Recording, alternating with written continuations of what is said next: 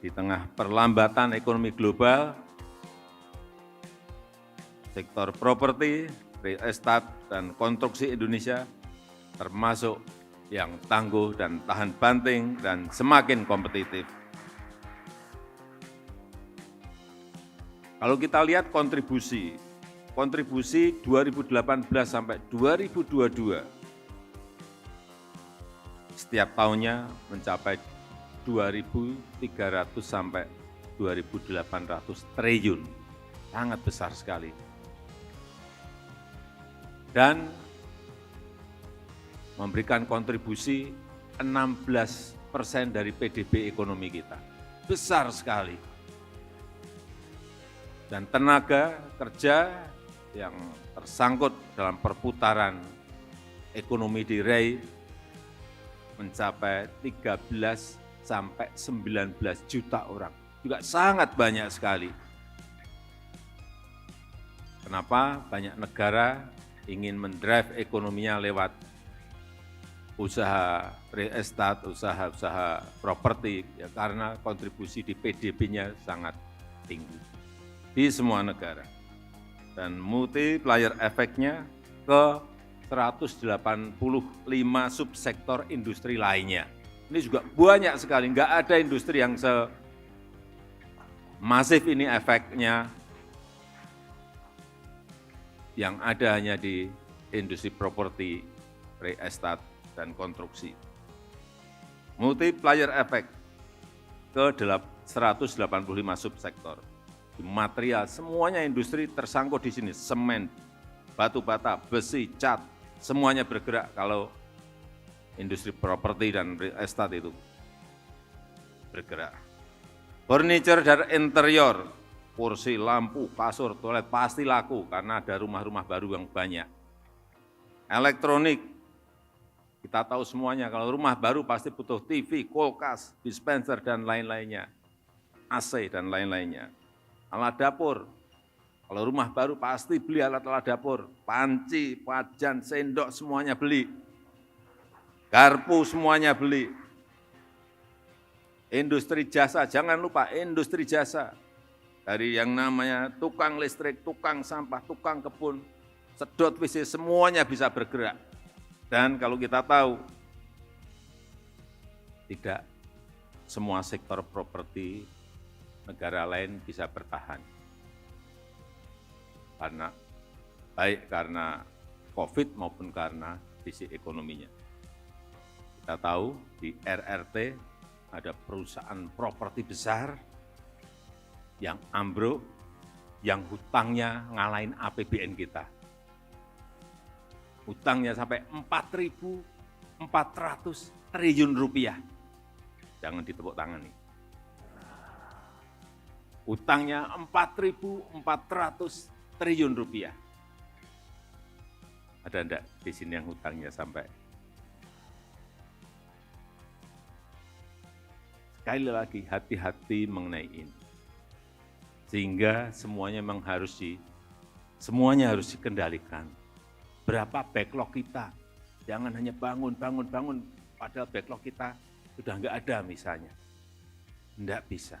Semuanya manajemen itu harus dikendalikan, harus dikelola.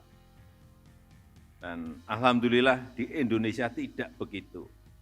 Karena kebutuhan kita masih sangat besar. Backlog kepemilikan rumah itu masih 12,1 juta. Ini adalah sebuah opportunity, sebuah peluang yang bisa dikerjakan oleh seluruh anggota REI. Pertumbuhan KK baru mencapai 700 sampai 800 ribu KK per tahun. Jadi kalau nanti anggota REI masih tambah, saya kira ya, karena kesempatannya masih banyak. Sekali lagi, pertumbuhan KK baru itu 700 ribu sampai 800 ribu per tahunnya.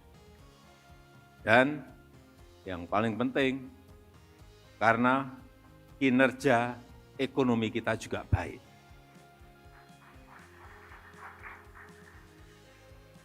Tadi disampaikan oleh Pak Toto, Pak Ketua REI, baru saja diumumkan hari Senin kemarin, pertumbuhan ekonomi kita growth itu 5,17%. Dan sudah tumbuh di atas 5% selama 7 kuartal berturut-turut. Di G20 itu yang tumbuh, negara-negara G20 itu yang tumbuh di atas 5% itu hanya Indonesia, India, RRT. Kemudian daya saing, ini penting sekali, competitiveness ini penting sekali. Dari yang sebelumnya kita 44, tahun ini melompat menjadi 34, ranking 34. Ini naik 10 peringkat. Naik 10 peringkat. Ini tertinggi di dunia untuk kenaikannya. Kenaikannya sangat, lompatannya sangat penting.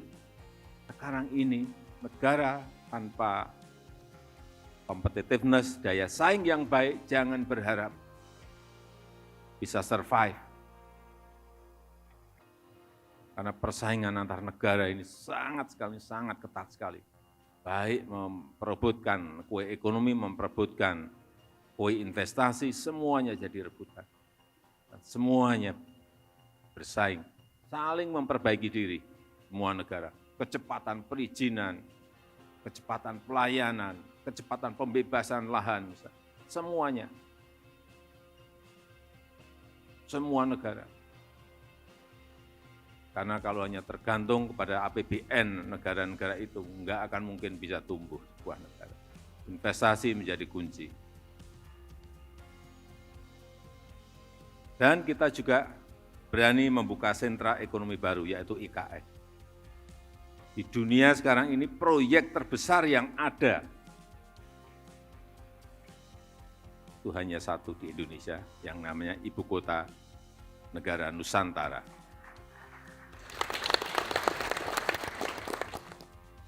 Dan nanti ada Pak Doni dari Otorita IKN per 27 Juli yang lalu 34.000 hektar lahan sudah bisa